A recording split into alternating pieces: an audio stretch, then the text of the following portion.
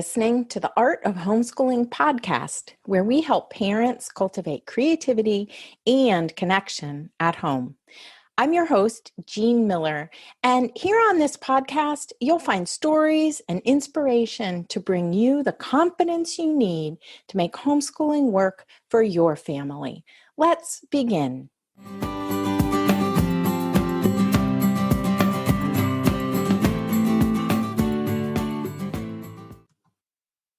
Well, hey there, and welcome to a new episode here on the Art of Homeschooling podcast, full of insights from experienced homeschoolers.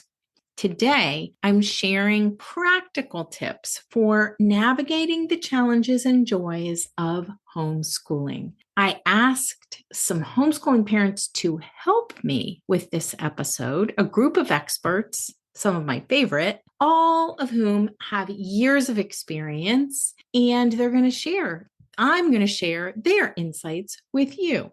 All of our experts today happen to be on the Taproot Team. These are 11 amazing parents who will be leading workshops at the Taproot Teacher Training this summer. Workshops in language arts, math, science, music, painting, and puppetry, inner work, nature study, and handwork. You can find out more about the Taproot Teacher Training at artofhomeschooling.com/taproot. I'll be sure to put a link in the show notes as well if you want to hear more about this in-person weekend that we hold every summer in August. Whether you're a new homeschooling parent or a seasoned one, this episode is packed with valuable advice that can help you make the most of your homeschooling journey. My hope is that this episode will lighten your load, help you recognize that each of us has our own journey and our own story, so that you can have more fun while you learn and grow with your children. So here we go, insights from 11 experienced homeschooling parents. The very first one comes from Jody, and she says, joys and challenges come and go. So learn how to find balance by pre-paving your day first on how you would like it to go. You can simply take about 3 minutes as you first wake up while you're still in bed, visualizing your day, even if it's just one feeling like today is going to be smooth and filled with discovery. Get up and continue to build the momentum of that feeling. When we do our lesson, I will make a discovery which will set an example for my child, and I can't wait to see his or her eyes light up. You put yourself in this discovery feeling place and just watch what unfolds that day. This is just one feeling example. You can choose energetic, enthusiastic, curious. I find that by doing this in the mornings, it always sets a tone for joy to unfold. But when I don't do it, that's when I face challenges. Thank you, Jody. The next tip comes from me, Jean, and here it is. I want to encourage you to relax, simplify, and trust. I love those 3 words together. Relax, simplify, and trust. And don't be too hard on yourself. So often the parents I talk to in my mentor sessions inside my membership community, they beat themselves up because they can't seem to fit in all of the curriculum, or they don't know how to knit. They aren't sure how to do form drawing or watercolor painting. Just do what you can and enjoy the journey. It does not have to be perfect. Hands-on holistic homeschooling fosters connection with our children more than any other teaching approach I know of. We're inviting our children to cultivate creativity and wonder about the world. So embrace this experience as a journey of discovery for the whole family. Rather than perfection, focus on connection. And here is some insight from Dominique. She says, let it go. Whatever happened in the past is past, and today is a brand new day. You can start over, rethink, redo, pause, shift gears, and write a new script. starting now. Enjoy this moment. It's beautiful if you stop and think about it. And here's some advice from Sarah.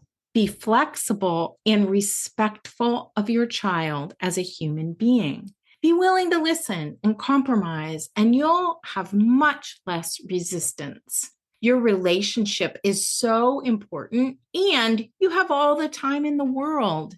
This might mean letting go of some things when they're not working and choosing intentionally. Things I've let go of: form drawing, flute, and weekly watercolor painting. We do maybe 8 to 10 forms a year at most. That's it. Painting, we do about the same. And flute, well, maybe we'll try again next year. Here's a little tip from Shauna. On the down days, the hard days, pull out the thing you do best and enjoy most. Is it painting, cooking, nature exploration? Let that reset you. Here is some advice from Rebecca. One teaching style does not work for all children. I had to be willing to change plans, change curriculum, and get help from someone more knowledgeable than me at times. Keep trying until you find the right fit.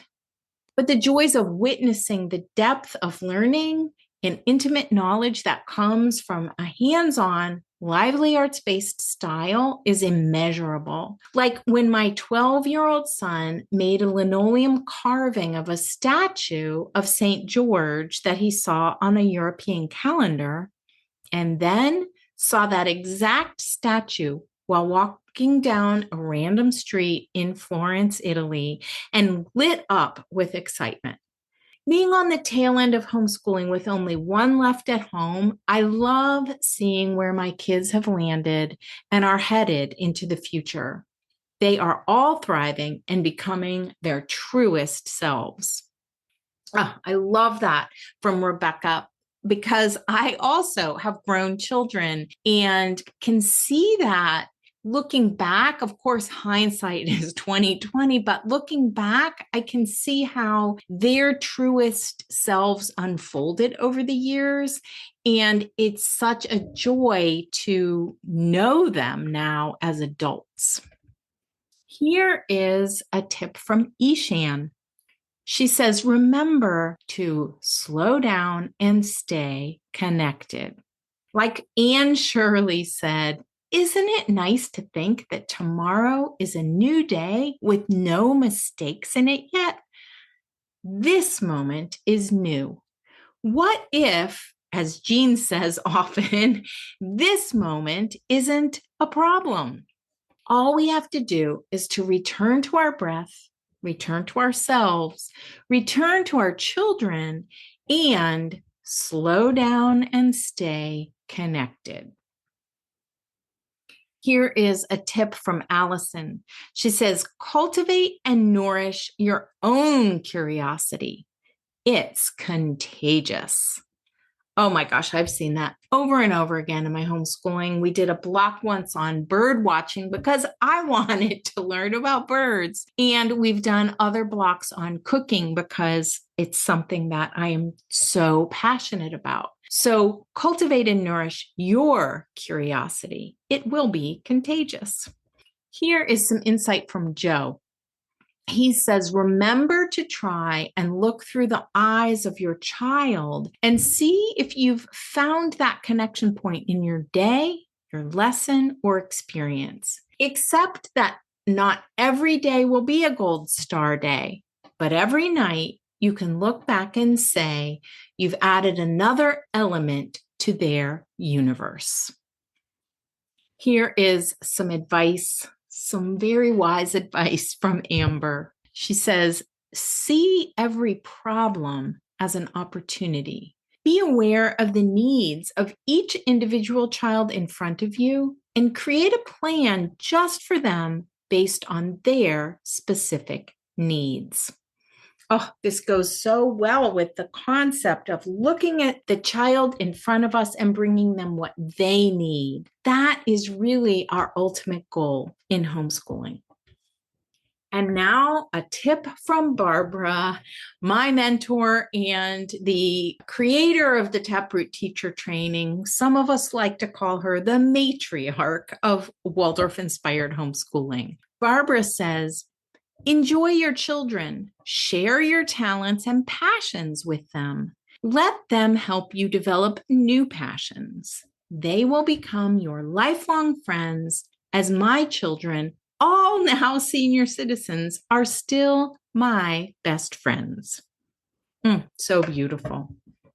I want to thank all of these wonderful members of the Taproot team for sharing their tips, insights, and advice with you here. And I have one last bonus tip for you.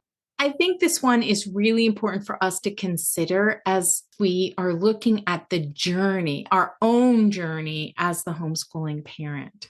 Sometimes we feel isolated as homeschoolers. So I want to encourage you to find like-minded parents and make great new friends who will support you on your journey. You might even find a mentor. When you talk with others, you get new and fresh ideas to help enliven your homeschool experience, to help you feel validated and excited to teach throughout the year. Little hint, the Taproot Teacher Training gives you all of that.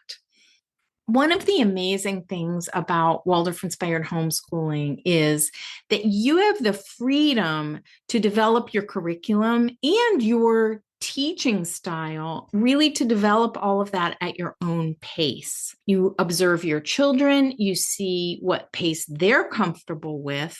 And of course, there's a suggested structure for what to teach at each age and in each grade. But within that structure, you have the flexibility to choose what will best support your child's learning journey. And you can change things around, you can experiment and see what really works best for you and your unique family.